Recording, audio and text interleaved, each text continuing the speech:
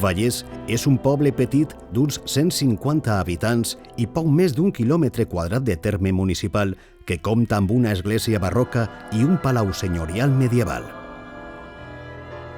Aquest palau amb finestres de mainell i que és una joia arquitectònica de la contrada es construís com a residència dels senyors i correspon a l'època de Gaspar Sanz de Vallès.